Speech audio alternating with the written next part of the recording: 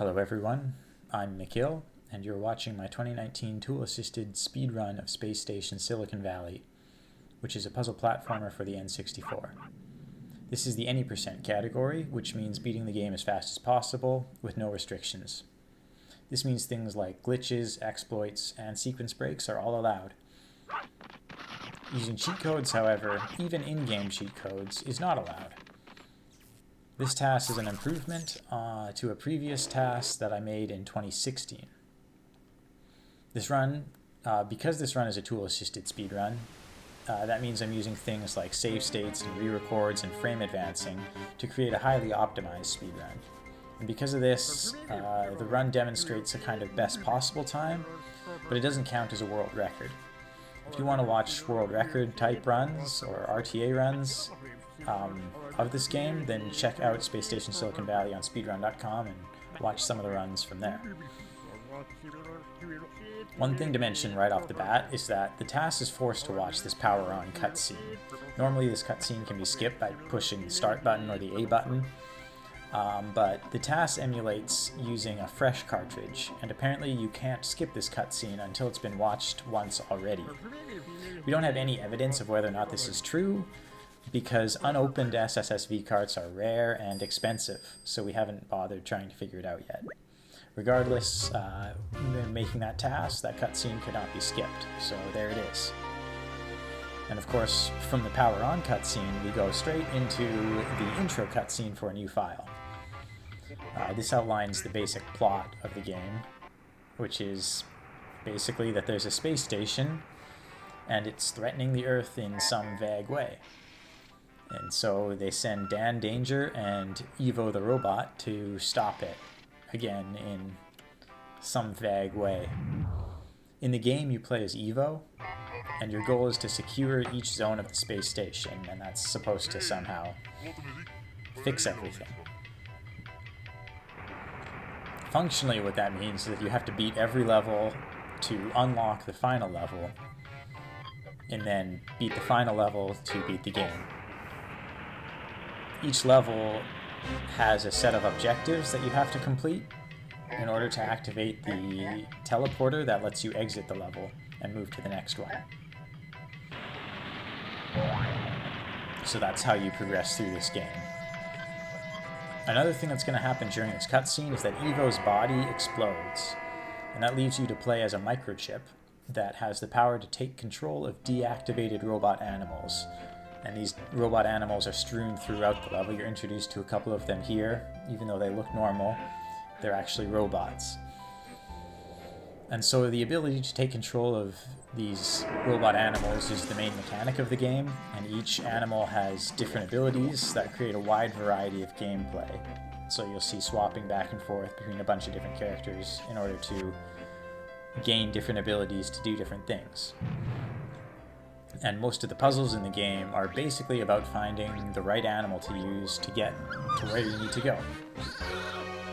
So the first level goes by really fast, and there's a lot to talk about. The goal for the first level is to play as the sheep and get a health pickup to activate the level end teleporter. For some reason, the teleporter activates faster if you collect the energy first, so we're going to do that.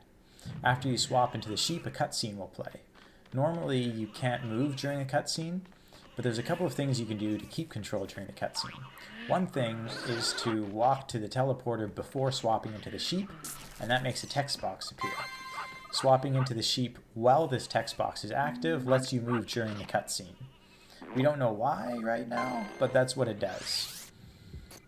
By playing the level this way, you can also beat the level while the cutscene plays, which is actually something the game normally prevents you from doing. We'll see an example of what that means later on. But for now, that's the first level done, and we're on to the next. So this level is Have a Nice Day.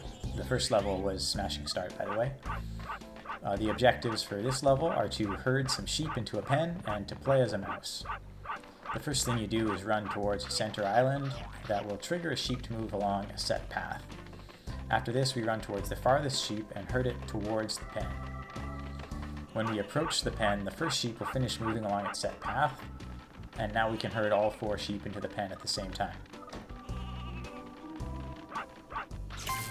Alright, after that's done, basically we have to walk to a mouse and then beat the level. Now, walking as the dog is faster if you use the bark attack, which gives you a small boost every time. So that's why we're barking as much as possible.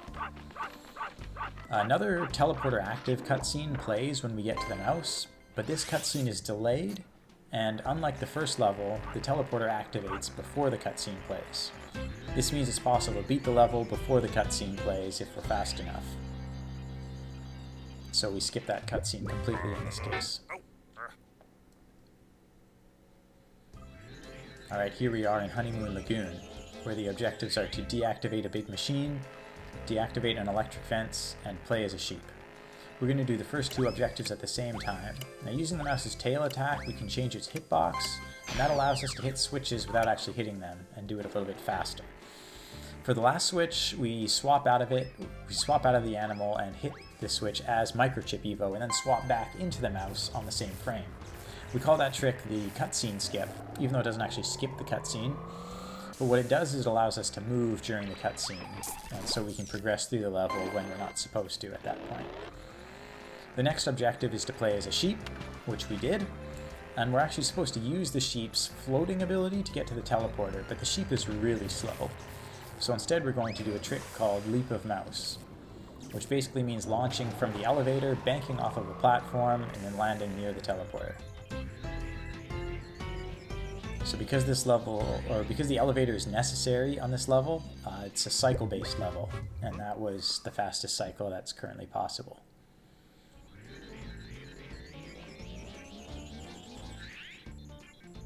Okay, in the battery farm, we have to raise some bridges, grow some carrots, and deactivate an electric fence.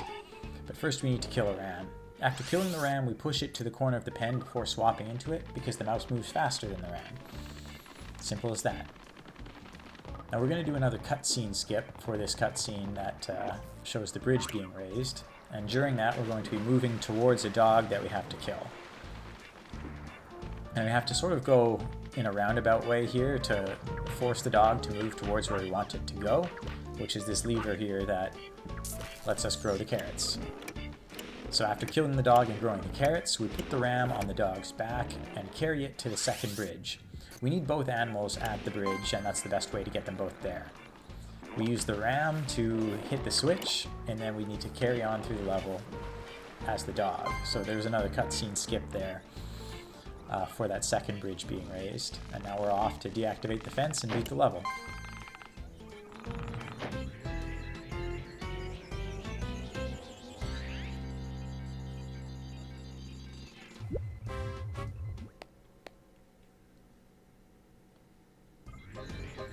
In the engine room, we need to get a keycard, open a door, and activate a bridge. The keycard can be obtained early by using a hitbox extension, similar to what we did with the mouse in Honeymoon Lagoon. By using the fox's tail whip attack, we extend its hitbox, and that allows us to hit a scientist and make him give us the keycard early. This triggers a cutscene, which we of course do a cutscene skip on by swapping out of the fox and then back into it as the cutscene starts. And then during this cutscene, we're moving up towards the section where we can open the door. And we're basically following right behind where this camera is, so we're going to end up right by the bears at the end of this cutscene. So after opening the door and dropping down to the elevator activation switch, we're going to perform a trick called Leap of Fox during another cutscene skip. Leap of Fox basically just lets us glitch up onto the teleporter quickly, as you saw there.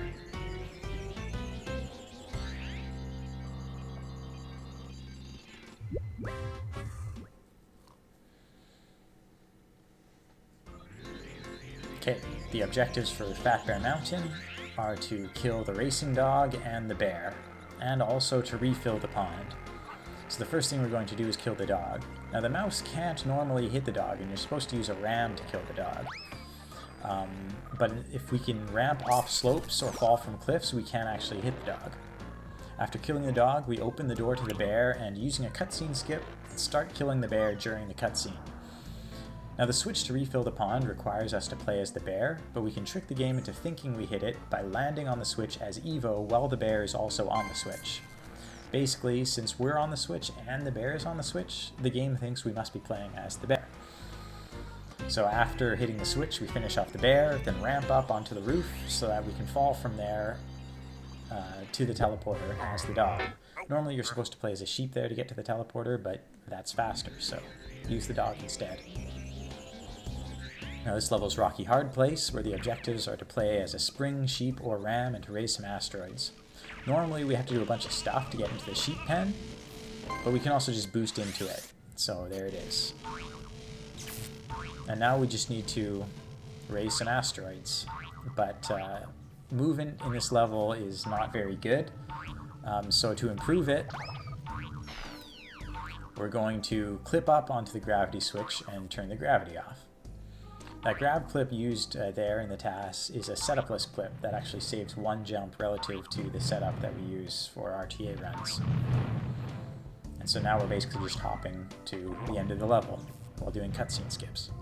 Now after this level, we're going to start doing the levels out of order, following a so-called knack skip route. Knacks, or new animal cutscenes, activate whenever we play as a new animal, so you just saw one for the spring ram. However, by playing the levels in certain order, some knacks don't play, specifically the Cool Cod knack and sometimes the King Penguin knack. I don't know why this happens, but it does. So this task tries to take advantage of that. So after that level, we're going to the Arctic. And the first Arctic level is Snow Joke, where we have to play as a husky, turn on a computer, and turn on a snowblower. Now normally to get to the teleporter on this level, you have to use platforms that are raised by the snowblower to get there. But it's impossible to get a good cycle this way. So instead what we're going to do is jump onto an invisible platform, and it looks really glitchy, but there actually is a platform there. The platform is only visible after you hit a switch that makes it appear, but it still exists before that, and it can be used while invisible as well. It's supposed to take you to a hidden collectible for this level, but it also happens to go right over top of the level exit. So yeah, pretty handy. We call that route the Hot Use Speed Tech, by the way.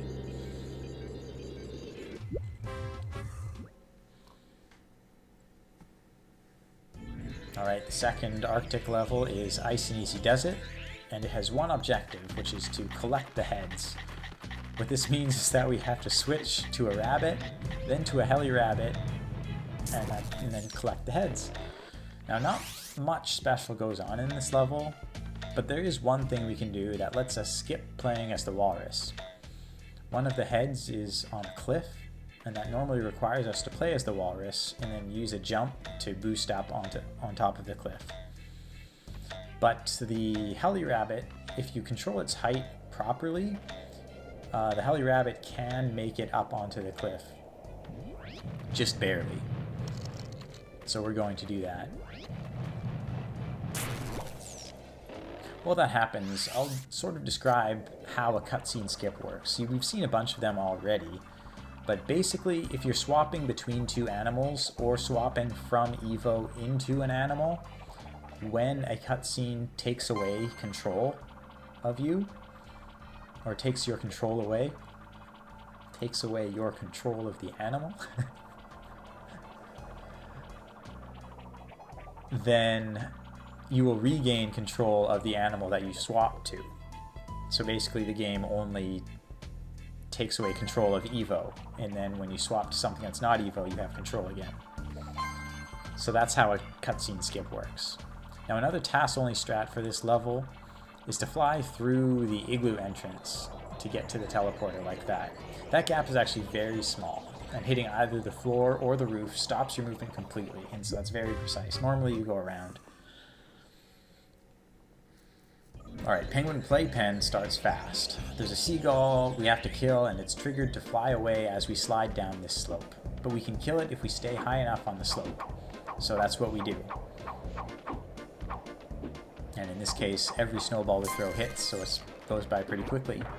The seagull can do what we call super slides.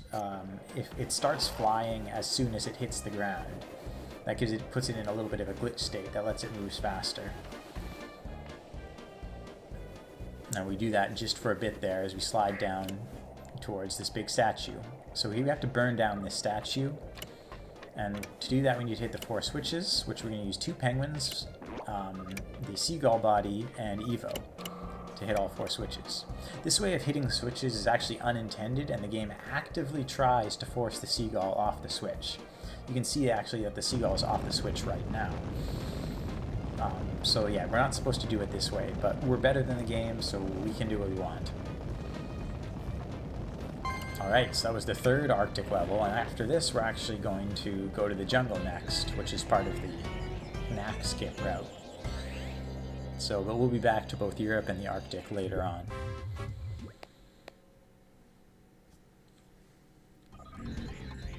Okay, the goals of Jungle Japes are to turn on the air pump, which basically means hit a switch, and kill the piranhas. We're supposed to kill an elephant and use it to move a boulder, but we can also squeeze through the boulder as the tortoise by going into the first person camera and then spamming our defense curl. To hit the switch that turns on the air pump, the tortoise is put into a specific spot. And by putting yourself in that specific spot, that allows Evo to jump out at just the right angle, letting us turn on the air pump early. Normally we're supposed to use a hyena for that, because the hyena has the ability to jump. And of course we cutscene skip that cutscene as well.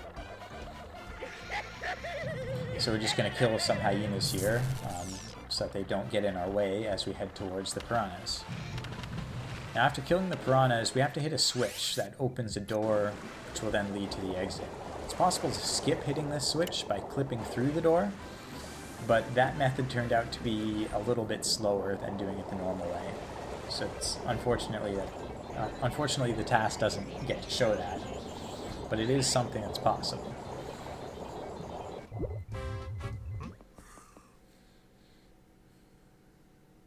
Alright, this is Jungle Doldrums, where we have to turn on the log ride and kill a parrot. We need a hippo to turn on the log ride, so we're going to laugh it to death while pushing it towards where we need it to go, which is the switch of the log ride. As it dies, we're going to do a jump swap, which basically lets us swap into an animal while still pushing the animal that we're currently playing as towards where we want it to go. In this case, we're setting up for a hippo jump. By positioning the hippo properly up against a wall and swapping into it, we can launch a corpse on its back, in this case a hyena, really high up. We can also swap into the hyena and keep playing. So that lets us jump over this wall right here and land right by the parrot. A little bit about combat here. We have a limited energy to use our abilities, and it's important to use that energy optimally. Each animal has its own ability recharge rate, including Microchip Evo. In this case, Evo's recharge rate is faster than the hyena's, and so we're jumping out of the hyena when we need to recharge so that we can take advantage of that faster recharge rate. It's also important to keep the parrot off the screen while doing that, because the laugh attack has a warm-up period before it starts doing damage. But if you keep the animals off screen, then they stay in their laughing state, and then they'll start taking damage immediately when you start laughing again. If you don't do that, then you have to go through the warm-up period over and over again. So that's why the parrot was off screen. Alright, in Swamp of Eternal Stench, we need to play as a hyena and a gorilla. We also need to free the magic rope. So to start, we launch ourselves into the poop to get to the gorillas. And here we kill a gorilla, and then do a gorilla jump to free the magic rope. A gorilla jump occurs when we have a gorilla holding an object, and then swap out of it while it's holding the object. We can then get onto the shoulders of the gorilla and walk into the object, which launches us high into the air. Normally we're supposed to ride the magic rope to the exit, but that's really slow, and in this route we haven't actually even killed a hyena yet. So instead we're going to walk back across the swamp and kill a hyena. Now we're jumping a lot here because the gorilla gets a small speed boost whenever it jumps. So, gotta go fast. Okay, by the hyenas now, so we're going to just quickly butt stomp a hyena to death, swap into it, swap back out, and then set up for another gorilla jump that will send us to the exit without forcing us to use the magic rope.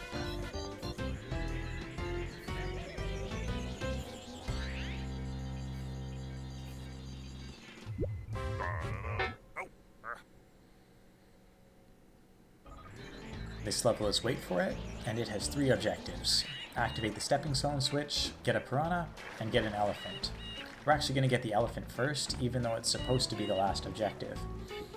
And so to do this, we're going to kill a gorilla, and then use that gorilla for a gorilla jump. Again, you're going to see the Evo swapping strat here to recharge the lion's roar attack faster. Now we're supposed to use the elephant to get to the teleporter, but that's really slow, and so we're going to use a different method. But that's why the elephant is supposed to be the last objective, because it's supposed to be the key that you use to get to the teleporter. Alright, so here we go with another gorilla jump, this time not using Evo, but using the lion.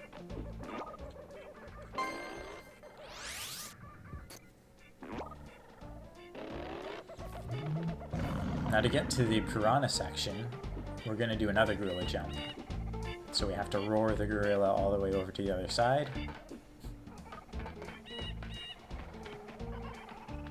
And along the way to the piranhas, we're going to hit the switch that activates the stepping stones. It's just conveniently on our path. To get the piranha to the teleporter, we need to basically jump it from this water area back to the start. So we use a strat called the YOLO fish, where we just launch the fish over land and hope we get to the other side. If it fails, we die, so YOLO.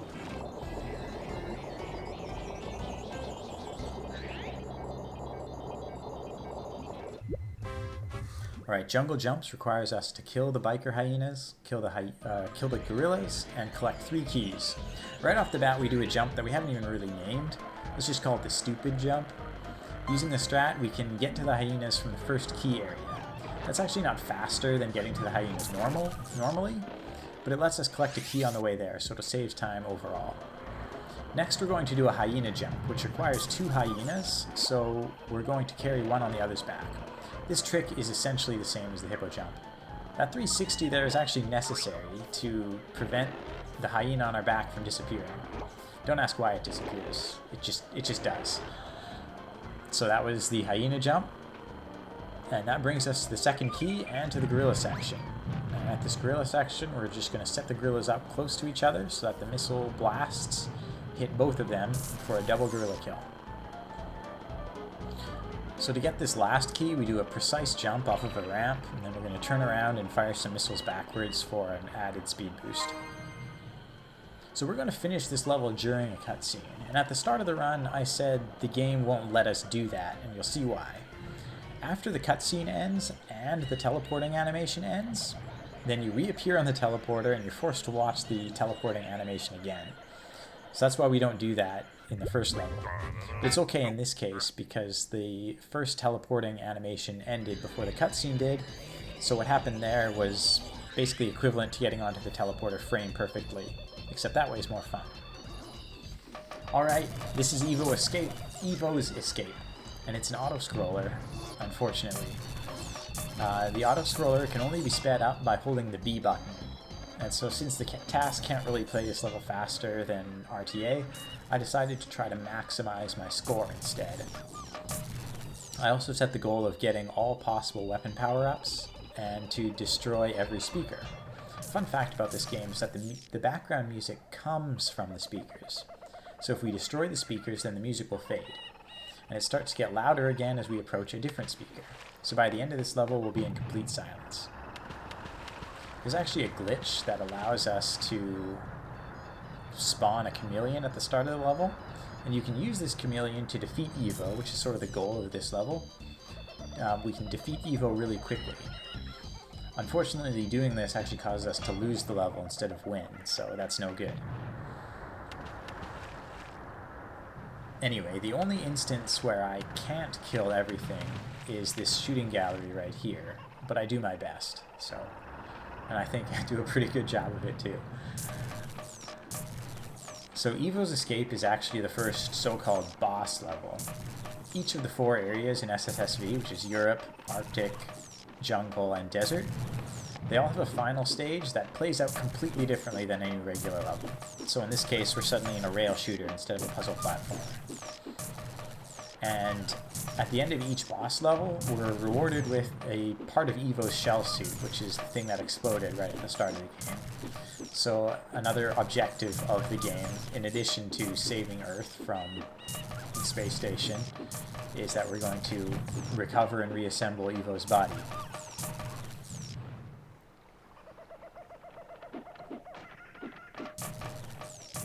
And with that, there's not a lot more to say about this level, so enjoy.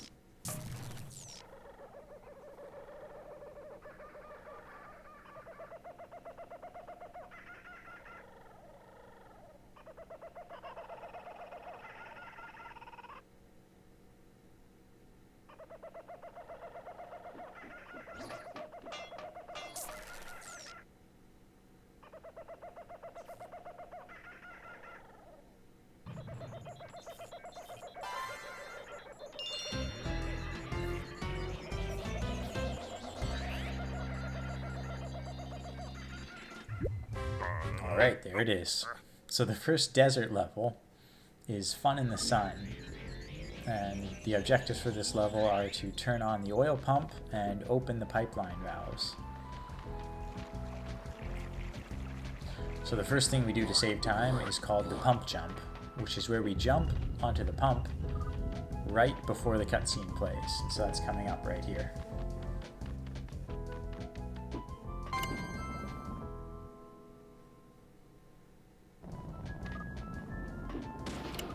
That switch right there is actually the only switch in the game that you can activate by shooting. Fun fact. So the next thing we do to save time is a cutscene skip for the oil valves being opened. Using this cutscene skip, we can get onto the elevator earlier than normal, and the elevator brings us to the teleporter. And so because it's an elevator, this is a cycle-based ending to the level, and the cutscene skip lets us beat the level one cycle earlier. Another side benefit to the cutscene skip is that it activates the Armed Desert Fox knack right now, and that allows us to do something faster later on. That normally wouldn't be possible if we had to activate the knack then.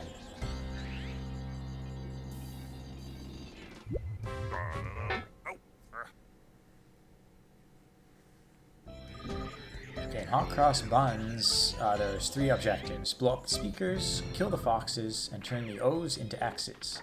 We blow up the speaker right away, and then kill the foxes as quickly as possible, trying to group them up so our cannonballs hit multiple foxes at the same time. While we're killing the foxes, we also walk towards a vulture, which we also kill. We need the vulture for 2 things. First, to fly over a spike pit, and second, to hit a switch that's underground. The underground switch is hit using a hitbox extension, which is similar again to what we did with the mouse in Honeymoon Lagoon and the fox in the engine room. So we're supposed to raise 3 platforms to turn the O's into X's, but we actually only need to raise the first 2. After raising the first switch, we need to bring the fox and the vulture to the second one. But the vulture is slow, so we're going to do a strat called corpse surfing. And that's going to push the vulture all the way to the second switch, while also giving us a nice speed boost as the desert fox. Very nice. So once we're there, swap into the vulture, hitbox extend, hit the switch, and then cutscene skip back into the fox. So normally we're supposed to play as a scorpion to get into the scorpion den, and then wander through there in order to hit that switch, but Instead, we can hit it through the ground. So you can turn that third O into an X just by jumping into the water. And then you can get into the opposite shore just by using a spin attack. And that's the level.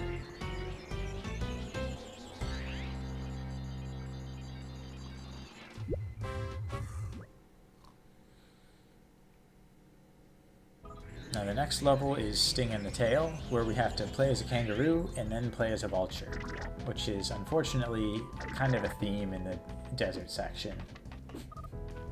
Every level is basically play as a kangaroo, then play as a vulture. Anyway, the first bit is just a bunch of walking.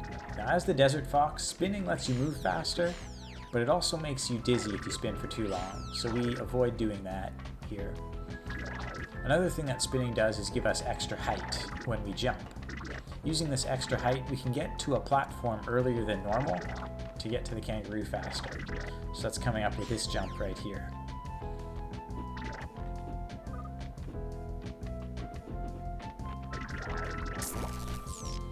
Alright, as the kangaroo, we can get to the vultures early just by jumping to the center area. Nothing special. But that's not how they intended for you to get there.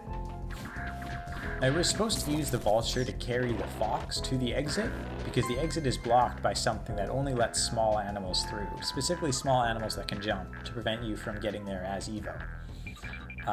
We can actually get to the teleporter using Evo anyway though, just by using an animal's corpse as a platform to walk to.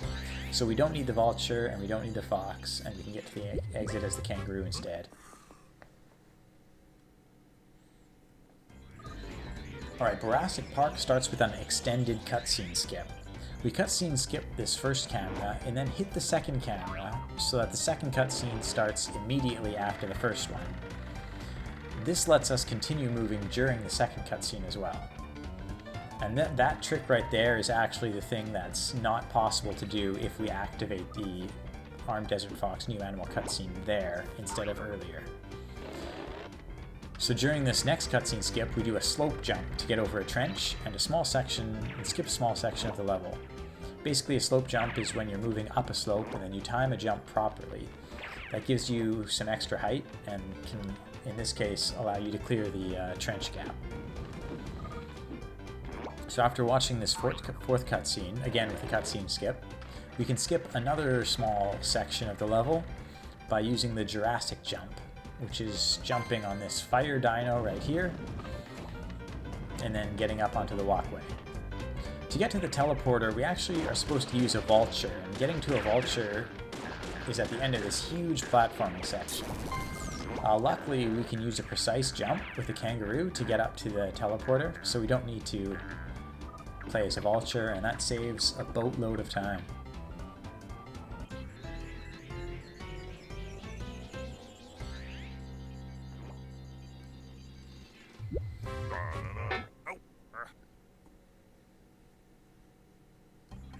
Alright, this is Whirlwind Tour, and this is the Whirlwind Tour skip.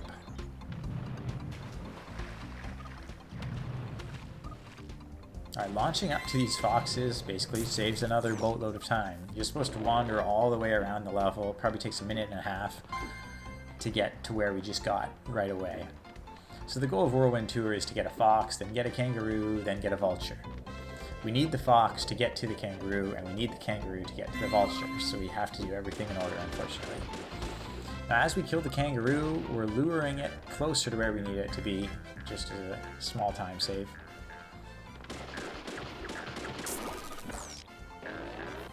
And then we swag jump over these boxes, and we're off to the vultures. That jump there is called the swag jump. By the by. Now there's a pretty long pillar section to this level that you're supposed to use, where you're supposed to use these pillars as the vulture to gain enough height to reach the teleporter. And that takes a while. But if we grab onto this fox here, hold Z to go into first person camera, and spam B while flying to constantly drop and grab the fox over and over again, sorry for the noise, you can gain more height than you're supposed to and make it to the teleporter without that whole section.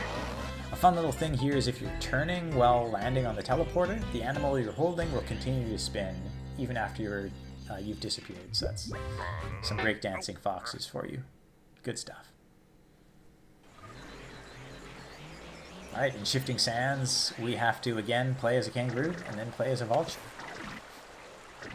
There's actually a really cool puzzle in this level that requires us to shift sands back and forth to raise some platforms and complete a platforming section. Even though it's a cool puzzle, we can skip it basically just by jumping on top of a TV that's very conveniently placed. And this TV lets us get straight to the kangaroos and skip all of that. Yeah, so there's the TV, you just jump on it, and you're done.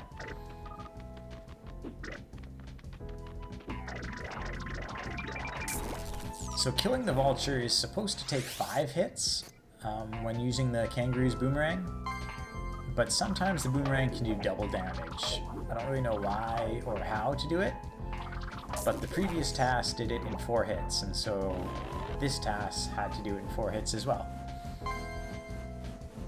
And the exit in this level is also blocked by another one of those obstacles where we're supposed to carry a fox to the exit, but we're going to skip it the same way we did before. We call this trick the pillar squeeze, by the way.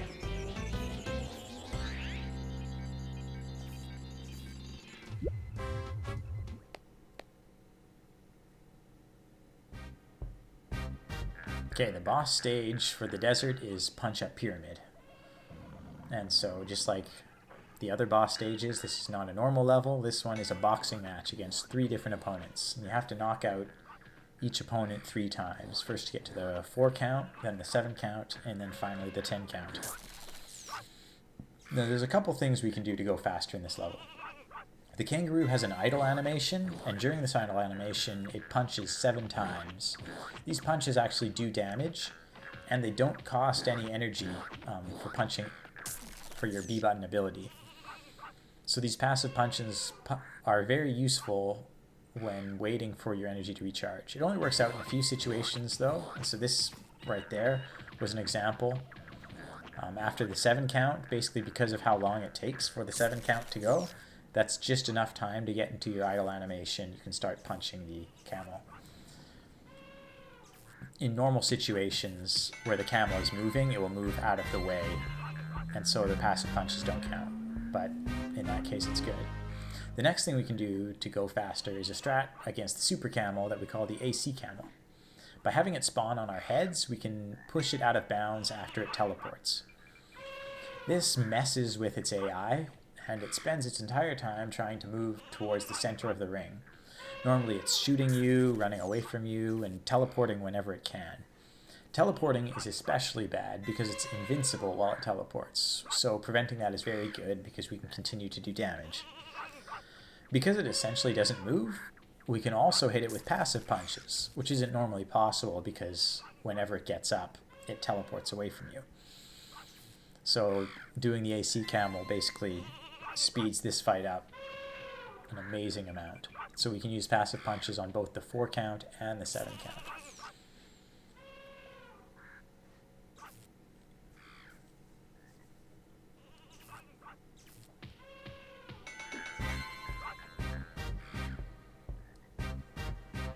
Okay, the kangaroo fight is the last fight, and it's basically more of the same strats, where you just try to punch and hit with your punches whenever possible.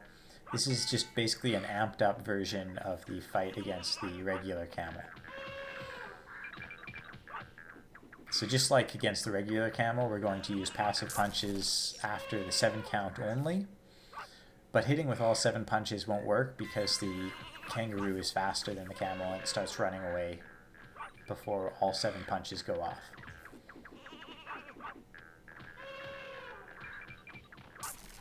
Yeah, so there's the 7 count, and then we'll start doing some passive punches right now, but the kangaroo will also run away.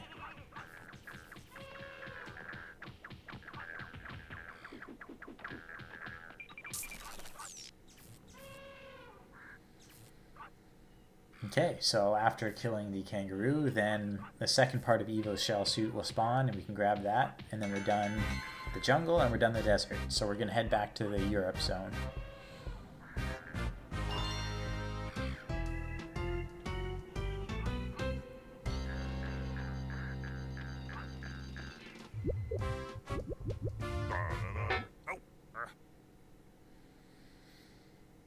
Alright, where we last left Europe, we were heading into the Stinky Sewers. This level is a bit unique because the teleporter isn't actually activated by completing the objectives. Normally, you're supposed to collect a keycard, open some taps, and bring the King Rat to the exit. However, it turns out that all we have to do is bring the King Rat to the exit, so that's what we're going to do. We can get to the King Rat early by pushing a barrel into the water and then ramping off of it to get into a small tunnel. We have to back into the King's Rat lair because there's this bar that's in the way that's supposed to stop the dog from getting through it. It doesn't do a very good job though, and as long as you're going backwards, you can get through it. So killing the King Rat takes a lot of missiles, and so we have to do quick recharging with Evo again. We're also going to try to chase the King Rat towards the exit while we kill it. And basically with that, we're going to move to the exit, which is pretty easy to do. So yeah. Now one of the objectives is to bring the King Rat to the exit, but completing that objective doesn't activate the teleporter. The teleporter activates when the King Rat has or is within a certain proximity to the teleporter. So we've completed the objective, but the teleporter doesn't activate. Only when we walk towards the teleporter does it activate. So we only completed one objective there, and only because it just happened to be completed while we were doing the actual requirement. But that was Stinky Sewers. Next level is Rat-O-Matic, which is another unique level, 2 unique levels in a row. In this case, though, the teleporter is always active, so we don't need to complete any objectives on this level either. Normally what we're supposed to do is defeat the Fox family and destroy the Rat-O-Matic. But instead we're just going to exploit our way straight to the teleporter. The first thing to do is kill a mouse behind this door, which we can then swap into through the door. Next we get sucked up into the Rat-O-Matic. But we do it while moving, so that we're actually off of this target area by the time we disappear. Doing this screws the game up a bit, and it causes us to, instead of dropping down into the Rat-O-Matic, it will cause us to launch up and out of the Rat-O-Matic. And that lets us escape from this area faster, and we can carry on a merry way. So from here we go to the mouse hole, and this is blocked, so we can't get into it, but we just clip through it, so that's fine. There's also a barrier in the way here that we're supposed to lower, but we can recoil off of a wall at a precise angle to get over it. No problem, no problem, no problem.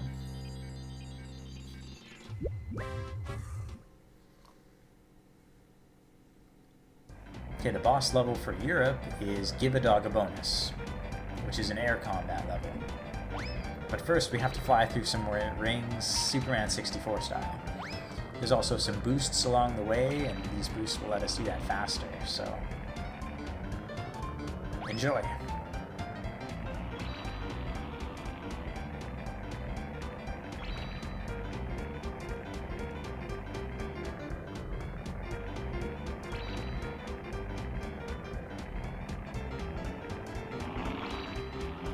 This boost right here is called the Soap Boost, named after Solidus soap.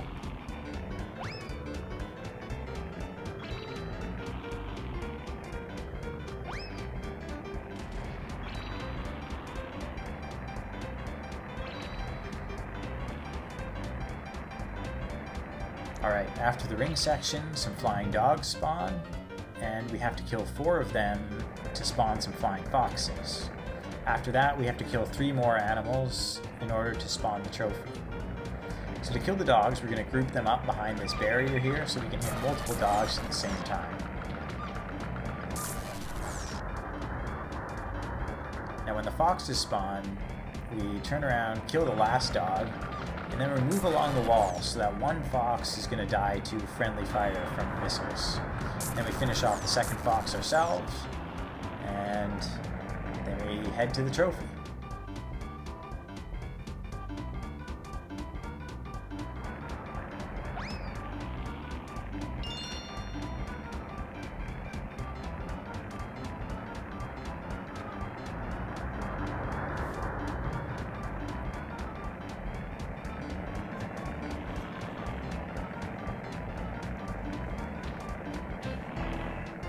Alright, So that's 3 parts of Evo's shell suit and 3 zones completed. So now we're going back to finish off the Arctic. So the knack skip route we're following is supposed to start paying off in this level, which is Pinball Blizzard. It's possible to skip the King Penguin knack, but this skip is inconsistent, and unfortunately it didn't happen in the TAS. This is probably because the TAS strats differ from RTA strats, and so things like swapping into animals at different points in time seem to have an effect on whether or not you actually get that knack. So it didn't work out this time, unfortunately, but I tried. Anyway, the goal for Pinball Blizzard is to collect some musical notes and then play a song on the piano. Basically, this means running around as the King Penguin for a while. There's 6 different piano patterns that we can get, and I don't know how to control the pattern, so it's basically up to RNG at this point. Fortunately, this task gets the best pattern, which we call the climb. So everything I did there is actually RNG manipulation, we'll say. Anyway, this pattern is the best because almost all of the notes are close to each other, and so there's very little time lost moving between the notes. The piano itself is a little bit funny to play because if you hit a note too quickly after hitting the previous note, then it won't register. So this means we have to slow down a bit sometimes to make sure that every note we hit registers. It also means that in some cases we can hit extra notes that are incorrect and the game won't register them as bum notes. So that's fun. You'll see that, I think, once in this TAS. The 2016 TAS hit a bunch of extra notes because it had a different pattern that allowed it to mess around more. But because we have the best possible pattern, there's no time to fool around.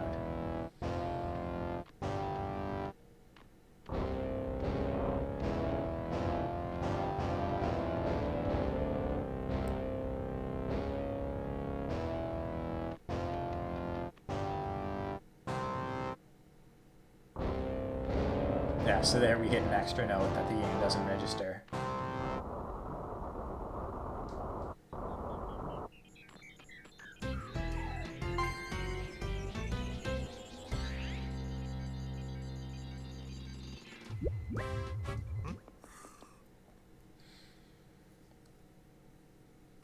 Okay, Hoppa Choppa is a fun little level where we have to kill the Huskies and destroy the gun turrets.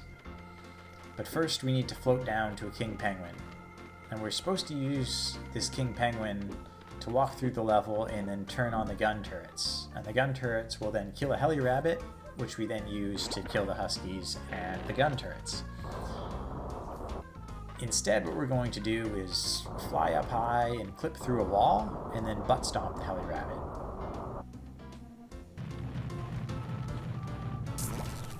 This actually means we never turn on the gun turrets, and so it's a lot safer to play this level because those turrets are supposed to be shooting at us, but they don't because they're not on yet. So then yeah, using the heli rabbit, we fly across the level, bombing the turrets and the Huskies. This level is all about energy management. We need to make sure we have enough energy to bomb each enemy, but we also need to make sure we aren't flying around too much with our energy maxed out, so we can make use of the energy regeneration ability of our animal.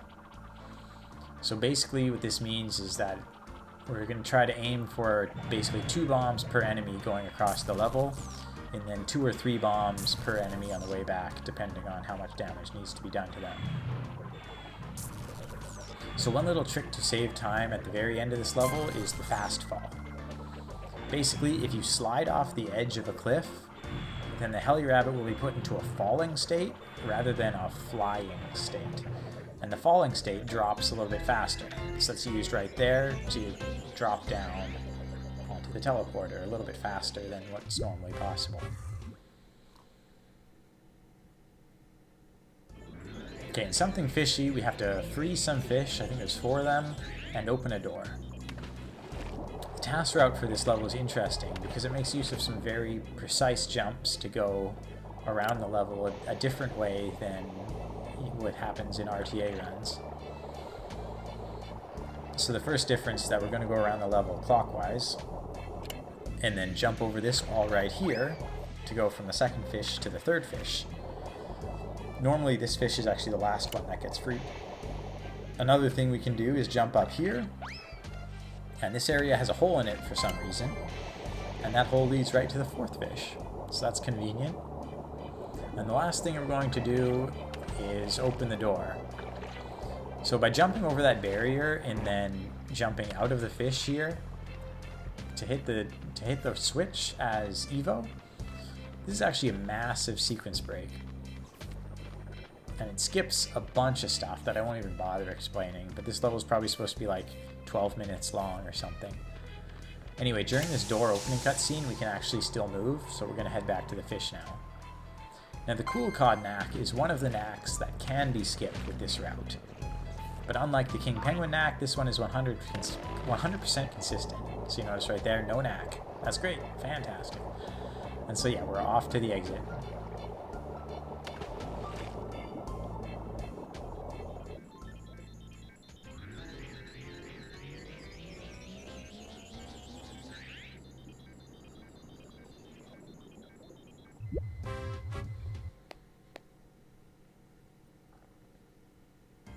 Alright, the boss level for the Arctic is a racing level that's called Walrace 64. So the Walrus has a speed boosting ability that doesn't normally speed us up in this level. In other levels it does. Instead, there's boost pickups we can get that will speed us up. However, the Walrus's speed boost ability actually does speed us up if we already have the speed boost from the boost pickup. So using the boost ability in combination with the boost pickups will let us go really fast. Oh, and at the start of the level we pushed the orange walrus into the wall because it was going to steal that first boost, so we prevent that from happening. Alright, I'm going to talk about something now called level select glitch, which is something that we've done several times during this run. Basically, if you select a level and change levels on the same frame, then the game will put us on a new level while saying we're on the old level. Functionally, this glitch does absolutely nothing, and it's only performed because frame perfect level selecting is faster than not frame perfect level selecting. However, level select glitch does have an effect on the final stage, which is why I'm bringing it up now. So as the race finishes, we can collect the trophy and head to the teleporter during this cutscene. And in this case, we get all the way to the teleporter by the end of the cutscene.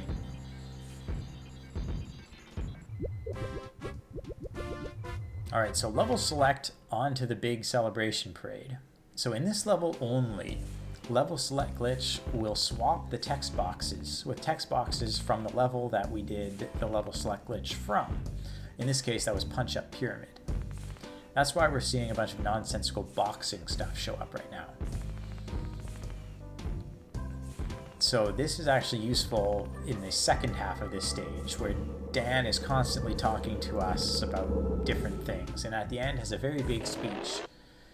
And level select glitch removes all of that, which makes it easier to play the level because you can still see your health. And it also saves about 40 seconds by skipping Dan's huge spiel at the end. Anyway, what's actually supposed to be happening here is that there's an evil brain that has a shrink ray, and it's going to shrink the Earth. Again, I said it was pretty vague about how the space station is actually threatening Earth, but it turns out it was a shrink ray this whole time.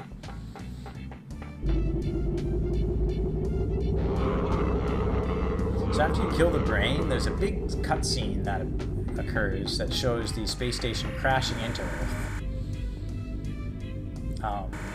But we can actually skip this cutscene by resetting the level after the second text box appears. And so that skips the cutscene and brings us straight to the second half of the level. So you can see that the text boxes are still glitched out.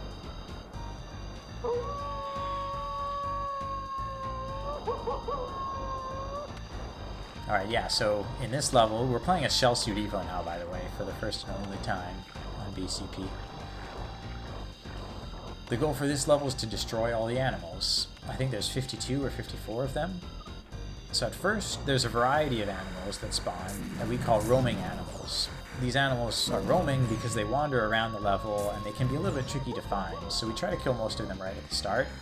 And there's a pretty convenient way to do that, so most of them are already dead. And then groups of new animals will spawn after we reach set numbers of kills. So the first group that spawns is a group of sheep that spawn in the middle of the map, followed by some mice by the southeast shore, then some frogs by the southwest shore, and then after that, rats will spawn in the eastern airstrip, then some dogs in the northwest area, and finally some foxes by the southeast shore. And these animals all stay in their areas, so they're not roaming animals. So even though the dogs spawn after the rats, so you're supposed to kill the rats first, the fastest route through this level involves killing the dogs before killing the rats. So you can walk basically in a counter or in a clockwise motion through the level. In order to make sure that the dogs actually spawn, we then have to kill almost every animal from the sheep, mice, and frog section. If we don't, then the dogs won't spawn and we have to walk across the map to get to the rats, and then all the way back across the map again to get back to the dogs. So it's important to basically full clear the sheep, mice, and frogs.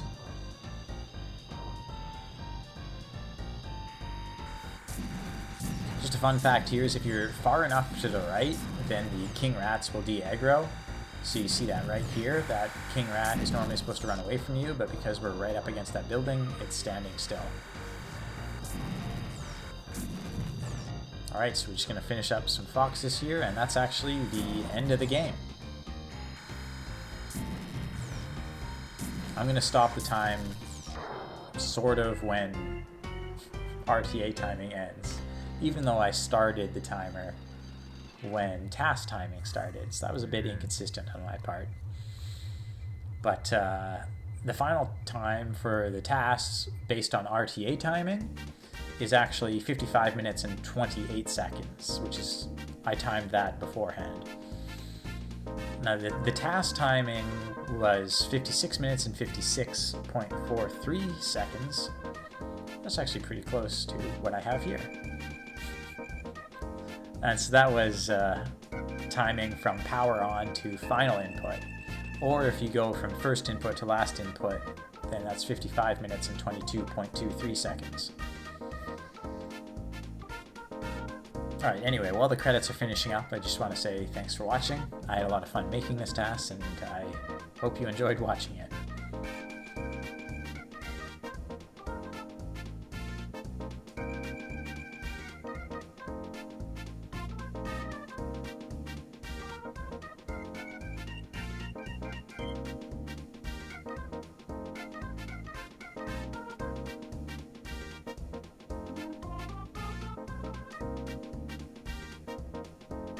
One last thing, big thanks to Kathy, the hygiene engineer, for making this game possible.